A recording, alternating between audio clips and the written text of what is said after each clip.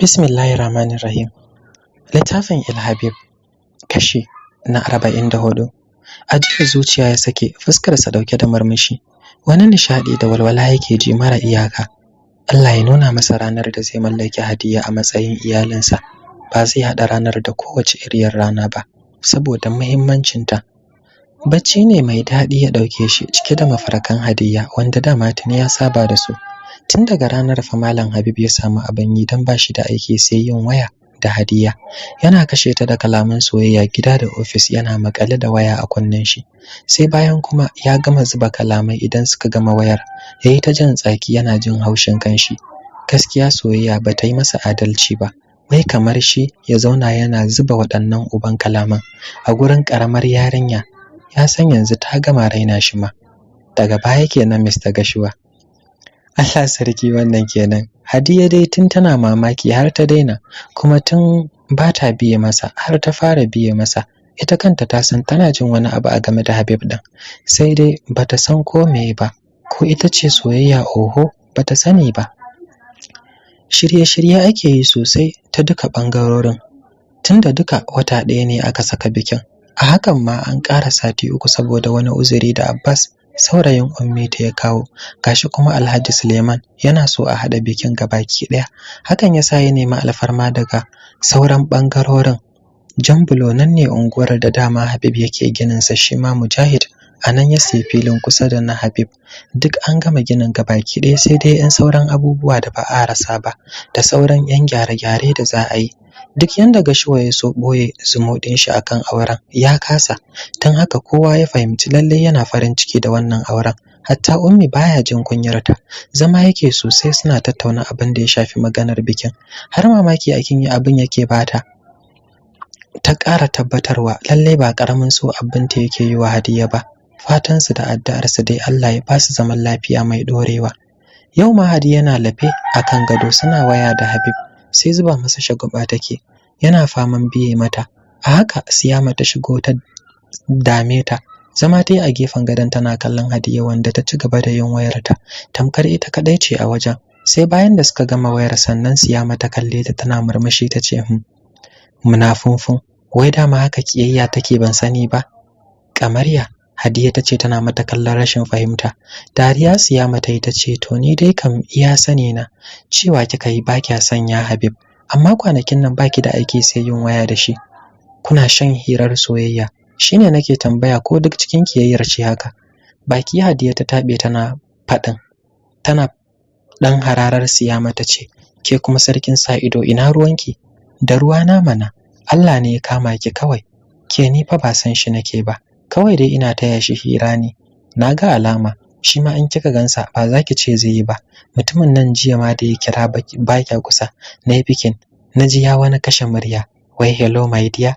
Na ce ikon Allah, wai ya Habib din dai da na sani shine wannan. To yaranki, Hadiya ta ce tana ɗage mata gira da murmushi akan fuskarta. Ita ma Siyama murmushi ta yi ta ce, fari kal, kawai dai wallahi ina mamaki ne, amma mutumin dan ji da kai da iya yin tsiya shine wai yau yake haka. Very surprised fa. Har na gama zama a gidansu ban taba ganin hakoransa a waje ba. Ita kanta Naila ta ce, malama ya ishe ki haka, ko din kin ga na yi miki shiru, cewar Hadiya tana zabga ma Siyama harara. Dariya Siyama ta sa sosai ta ce, ikon Allah, gaskiya ke da shi din duk kun zurma. Allah ya baki hakuri, kar ki je ki faɗa masa ya haɗa ni da Naila ya hukunta mu. Da yayi min daidai kuwa, dama na ga alamar Naila banda gulmar shi ba abin da ta iya. In dai ta zauna sai ta yi ta maganar sa 'yan sa ido kawai. Sai na sa ya gyara muku zama dukanku, kamar a kunnen Laila kika faɗa. To me, yanzu ni yaya nake a wajenta, dole ta girmama ni, ko ta ki ko ta so. Dariya maganar ta ba wa Siyama, ta shiga darawa. Ita ma Hadiya dariyar ta yi, ta ba Siyama hannu suka tafa. Gaba ɗaya Jawahir ta rame, ta fara fita hayyacinta saboda damuwar da ta sa a cikin zuciyarta. Gashi kamar ana ƙara mata wutar soyayyar Habib ɗin ne. Su mom suna iya bakin kokarinsu ganin sun kwantar mata da hankali, amma a banza, don ba ta sauraron su. Kullum tana bedroom ɗinta, abinci ma da kyar mom take tilasta mata cinsa. Wani lokacin kuma sai dai ta sakar mata kuka idan ta matsa mata. Mom da dadi sun rasa ta yaya za su bullo wa al'amarin. Su kansu ba su da walwala saboda damuwar da Jawahir take ciki. A zuciyar Mom kuwa gani take da tana da damar da za ta hana auren Hadiya da Habib da ta yi, don samun cikar burin Jawahir saboda tsananin son da take mata. Bayan sallar la'asar, Mom ta nufo bedroom din Jawahir don duba halin da take ciki, sai dai tun kafin ta shiga ta ji kakarin amai a ɗakin. Hakan yasa ta yi hanzarin kama handil din kofar ta murɗa ta shiga. Abinda ta gani ne yasa ta matukar kaduwa.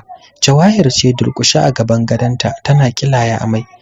Ƙarin tashin hankali ma ba komai cikin, amma sai jini wanda ya matukar girgiza Mom. Ta karasa wajenta da wani irin mugun sauri ta dago ta tare da hada ta da jikinta, ita ma tana hawaye da tambayar Jawahir din.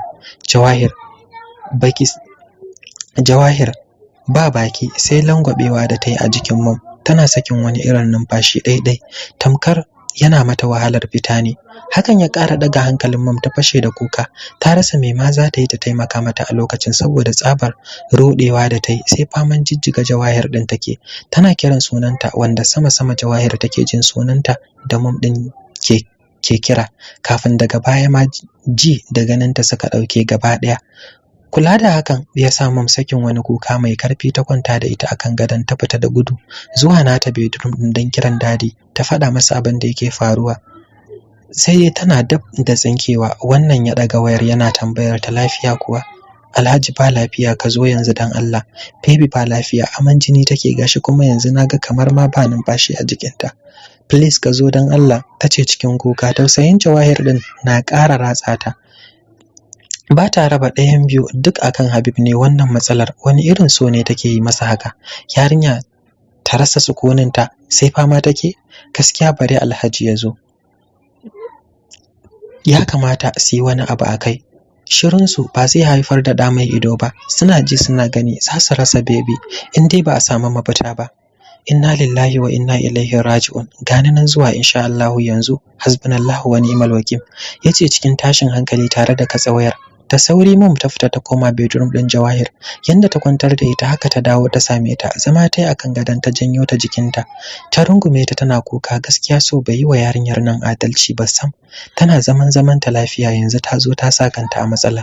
Duk akan wanda bai damu da ita ba, bai san ma tana yi ba. Hasali ma shine mijin da 'yar uwarta za ta aura.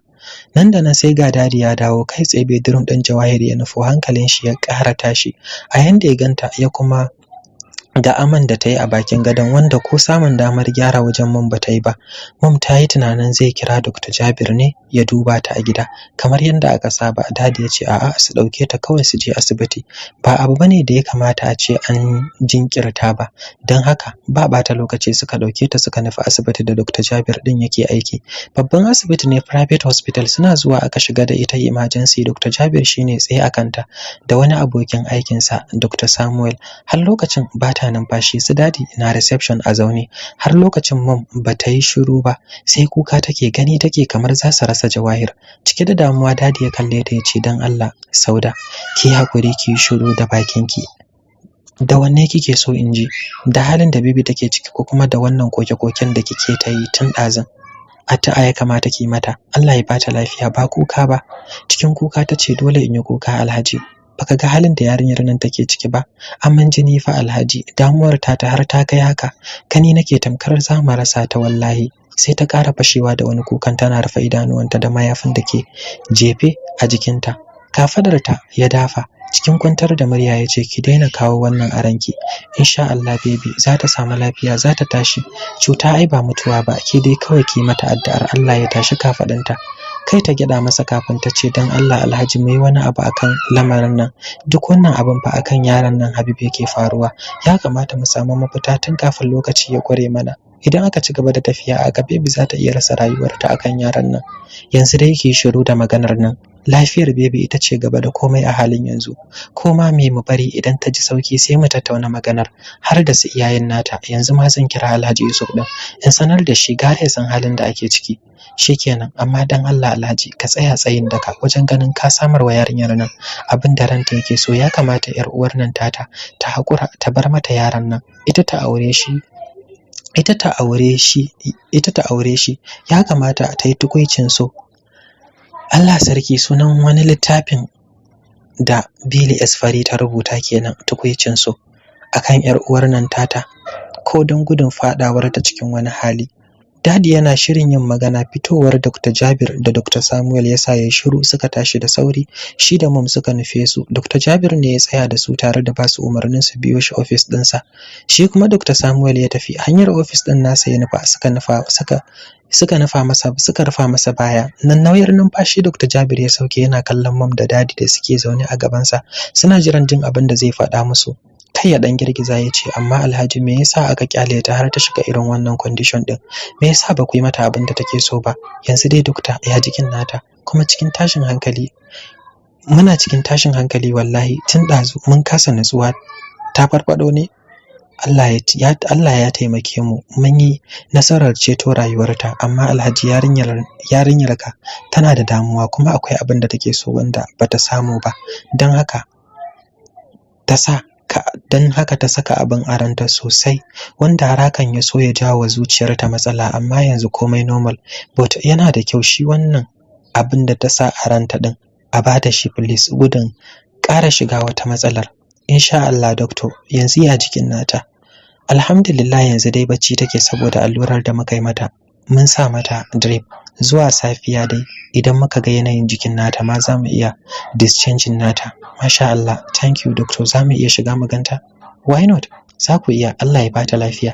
Da amin suka amsa gaba ɗayansu, sannan suka tashi suka fita daga office ɗin. Ɗakin da aka kwantar da ita suka shiga, tana kwance tana ta bacci, duk ta fada, dogon hancinta ya ƙara fitowa sosai. Tunan zuciyar mom ta ƙara ƙarewa. Hannunta ta kamo wanda ba drip ɗin a jiki. Murza hannun ta shiga yi tana kallon dadi da shi ma yake tsaye kusa da kanta. Yana shafa goshinta. Alhaji dubi yanda baby ta koma. Kar ki damu, insha Allah za ta samu lafiya. Ki zauna da ita, bari in je in kawo muku abin da kuke bukata, sannan in faɗa wa Alhaji Yusuf ɗin. Allah ya sauwake. Daga haka ya fita daga ɗakin. Mom kuma ta janyo wani stool ta zauna kusa da kan Jawahir tana kallonta. Tausayinta na ƙara shigarta. Bayan da dadi ya fita ne ya kira Abba don sanar da shi. Bayan sun gaisa da tambayar lafiyar iyali, dadi ya ce, Alhaji, wallahi Alhaji, Jawahir ce ba lafiya, yanzu haka muna asibiti, an kwantar da ita. Subhanallahi, me ya same ta haka? Wallahi matsalar nan ce dai da muka tattauna da kai kwanaki. Har yanzu ta ki cire yaron nan a ranta. Dan yau haka Hajiya ta kira ni ina office, ina komawa na samu ta yi aman jini. Dan lokacin da muka kawo ta hospital ko numfashi ba ta yi. Inna lillahi wa inna ilaihi raji'un. Duk akan Habibullah take wannan abubuwa? Me yayi zafi haka? Sosai kuwa Alhaji. Ba faɗan da ba mu yi da ita ba akan ta cire yaron nan a ranta. Tun da gashi har an yi maganar aurensa da yar uwarta, amma abin ya faskara. Shi yasa na ce gara in faɗa maka, ko za a samu mafita daga wajenka. Mafita ɗaya ce Alhaji Mansur, shine hakuri. Tunda bamu da ikon da zamu tursasa shi, dole sai ya aure ta, ko da a ce babu maganar aure tsakanin shi da Ummul Khairi, bare kuma yanzu da ake ta shirye-shiryen biki. Gaba ɗaya Alhaji Mansur bai ji daɗin abin da Alhaji Yusuf ɗin ya faɗa ba. Shiru ya ɗan yi kafin cikin rashin jin daɗi ya ce, yanzu kenan ba wata hanya da za a bi wajen ganin an yi mata abin da take so? Yarinyar nan tana jin jiki sosai wallahi, kuma doctor ya ce zuciyarta tana tab da kamuwa da ciwo in dai har ba a yi mata abin da take so ba. Marmushi kawai Abba yayi, dan ya fara gano inda Alhaji Mansur ya dosa. Kamar yana so ne ya ce Ummul Khairi ta hakura, ita Ummu Salma din ta aure shi. Hakan ba za ta taba faruwa ba. Ba zai zama uba mara adalci a tsakanin 'ya'yansa ba. Tun farko ma bai san kariya ta yi masa ba, da bai kai maganar wajensa ba. Kar ka damu Alhaji, Allah zai bata lafiya. Ba koyaushe ne idan yaro ya nema abu a rayuwarsa kake bashi ba, ko da kuwa kana da damar bashi din, saboda koya masa zamantakewar rayuwa da karɓar rayuwa a duk yanda ta zo masa. Haka ne cewar Alhaji Mansur, wanda duk ba haka ya so ya ji daga bakin Alhaji Yusuf din ba. Yawwa, a dai ƙara kwantar mata da hankali, insha Allah gobe za mu zo dukanmu mu ga jikin nata. Allah ya ƙara afuwa. Amin amin, Allah ya kai mu. Daga nan suka yi sallama, kowa ya yanke wayar. Duk abin da ya san za su bukata ya ɗauko musu a gida ya kawo musu. Dole sai mom ɗin ce za ta kwana a wajenta, tunda ba su da wani wanda za su kawo ya kula da ita. Ya rike sosai a asibitin har wajen karfe 10:00 sannan ya yi wa mom sallama ya tafi. Kuma har lokacin Jawahir bata farka ba saboda allurar baccin da aka yi mata. Tana da karfi sosai, ba ita ta farka ba sai kusan 12:30 na dare. Lokacin mom tana zaune dan gwarangwar dan ta kasa baccin. Hannunta ta kamo tana yi mata ya jiki, ta amsa da sauki tana dafa kanta ta yake sara mata, tana bin ɗakin da kallo. Bata gane ko ina bane, don haka ta shiga tambayar mom a hankali cikin murya irin ta marasa lafiya. Ta ce, mom, ina ne nan kuma? Hospital ne baby. Me ya kawo ni nan? Rashin lafiya mana baby. Sai a lokacin ta shiga tariyo abin da ya faru. Tani ta fashe da kuka tana ƙara kankame hannun mom da ke rike da nata hannun. Cikin kuka take faɗin, mom, wallahi ina san shi. Ban san adadin iya ƙaunar da nake yi masa ba. Dan Allah ku yi wani abu a kai mom, dan in mallake shi. Ki hakuri, ki yi shiru da bakinki. Yanzu dai kin ga baki da lafiya. Ki bari ki samu sauki. Ko me ma sai ayi insha Allah, kamar kin aure Habib kin gama. Kin ji? Tunda na tabbatar su ma iyayen naki ba za su so su ganki cikin wani hali ba. Ki kwantar da hankalinki, kin ji? Kai ta daga mata ita kuma ta ci gaba da rarrashin ta. Tana bata baki tare da ƙara kwantar mata da hankali da nuna mata duk abin da take so za ta samu in dai suna raye. Hakan yasa ta ji tamkar mata mallaki Habib ta gama. Soyayyar Habib ita ce jinin jikinta, ita kuma ta takaddarar kenan, son wanda bai san ma tana yi ba, son maso wani tana son shi kuma hankalin shi na wajen yar uwarta Hadiyya, wanda bata ga abin da za ta nuna mata ba. Hasali ma kamannin su daya, ba abin da ya bambanta su. To dan me zai ce dole sai ita? Ita ta san ko rabin san da yake ma Hadiyya ba ta yi masa, ta sani san shi ne zai zama ajalinta in dai bata same shi ba. Ba karamar damuwa suka sa su Hadiyya suka shiga ba lokacin da suka samu labarin halin da 'yar uwarsu take ciki. Ita mami kawaici ne kawai irin nata, ta nuna bata damu ba, amma can kasan zuciyarta ciki take da tashin hankali, musamman ma da ta ji an ce tana aman jini. Don ba za ta manta ba rashin lafiyar mahaifiyarsu da ta yi ta ƙarshe, wanda daga ita ta rasu har aman jini ta rinƙa yi. Dab da rasuwar tata hakan ya sa ta ji duk ta kosa gari ya waye su je su ga halin da take ciki, kamar yadda abban ya faɗa mata cewar su shirya da safe za su tafi. Tun a daren suka fara shiri, washe gari kuwa da wuri suka fara shirin tahowa. Abba ya so su biyo flight, to kuma Hadiyya da Siyama ba a riga an yi musu passport ba, hakan yasa dole sai a mota suka taho. Karfe 10 suka shigo garin Kano, kasancewar da wuri suka taho kai tsaye asibitin da Jawahir take suka nufa.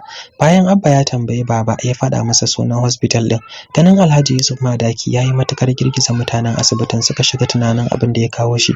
Tuni mutane suka shiga faduwa suna kwasar gaisuwa, hatta su kansu likitocin anan fa su Hadiyya suka ƙara tabbatarwa da lalle mahaifin nasu ba ƙaramin mutum bane, saboda ganin yadda ake girmama shi tamkar wani gwamna ko shugaban ƙasa ne ya zo. Su dai suna biye da shi duk inda ya sa kafarsa. Ɗaya daga cikin doctors ɗin ne ya yi masa iso zuwa ɗakin da Jawahir take, wanda a daidai lokacin take tsaka da irin aman da ta yi jiya a gida. Mom na rike da ita tana ta faman kuka, shi ma dadi yana tsaye kusa da kafafunta. Kallo ɗaya za ka yi masa ka hangi zallar damuwa da tashin hankali da yake a ciki. Idanuwansa sun kada sun yi jawur. Dr. Jabir din dai shine a kanta, yana kokarin ganin ya dakatar da aman da take. Ba karaman firgici suka shiga ba lokacin da suka shiga ɗakin. Hadiyya da Siyama kam gefe suka koma suna kuka saboda ganin halin da 'yar uwar tasu take ciki. Su kansu Abba da Mami din karfin hali ne kawai, amma sun girgiza kwarai da gaske da yadda suka ga Jawahir din. Tunda ta kyalle ido ta ga shigowar su, ta ga kuma har da Hadiyya, ta ji daɗi, kuma wannan wata gaba ce da za ta yi amfani da ita wajen ganin ta cimma burinta. Da alamu Hadiyya za ta yi tausayi. Cikin ikon Allah aka samu aman ya tsaya. Mom ta gyara mata jikinta, shi ma Dr. Jabir ya fita dan ɗauko wata allura da zai yi mata. Sai a lokacin aka dan samu damar gaisawa sama kowa ka kalla fuska cike da damuwa suka yi mata ya jiki ta amsa a wahalce. Hadiyya tunani take, wai duk akan ya Habib 'yar uwar ta shiga irin wannan halin, wani irin so take yi masa haka da take neman salwantar da rayuwarta haka. Gaskiya bata ji daɗi ba, kuma ba za ta juri ganin ta cikin irin wannan halin ba. Dr. Jabir ya shigo ya yi mata allurar, sannan cike da ladabi da girmamawa ya nemi alfarmar a fita a bata waje, tana buƙatar hutu. Duk sun tafi da niyyar fita. A hankali ta kira sunan Hadiyya, wanda idanuwanta suka kada suka yi jawo saboda kukan da ta sha. Duk fita suka yi. Ita kuma Hadiyya ta koma wajenta. Tun kafin ta isa wajen gadon ta miƙa mata hannu, tana isa kuwa ta kama hannun nata cikin raunin murya ta ce, sannu Jawahir, Allah ya baki lafiya. Kai kawai Jawahir ta girgiza, idanuwanta na cika da kwalla ta ce bana tunanin zan samu lafiya Hadiya. In dai ban samu cikar burina ba, Habib shine farin ciki na kuma shine rayuwata. Duk ta sanadin soyayyar shi na shiga irin wannan halin, kuma ina dab da rasa rayuwata in dai har ban same shi ba. Ki taimaka min yar uwata. Ta karasa maganar tana fashewa da wani irin kuka, wanda yasa ita ma Hadiya ta fashe da kukan cikin tsananin tausayinta. Ta gane ko me take nufi a maganganun da ta yi mata. Bata samu damar yin magana ba. Jawahir ta ci gaba da faɗin, dokta ya tabbatar mana cewa in dai har ba a yi min abin da nake so ba, zuciyata na dab da kamuwa da ciwo, wanda hakan zai iya sanadin rashi na gabaki daya. Please sister, help me, I beg. Hannunta Hadiya ta damƙe, tana kuka ta ce insha Allah ba za ki rasa rayuwarki ba yar uwata. In dai akan ya Habib ne, ki ɗauka kin aure shi kin gama. Ni na hakura da shi, na bar miki shi, ki aure shi. In dai hakan zai kawo farin ciki a samun lafiya a gare ki da rayuwarki, na hakura a mai da aure na da shi kanki.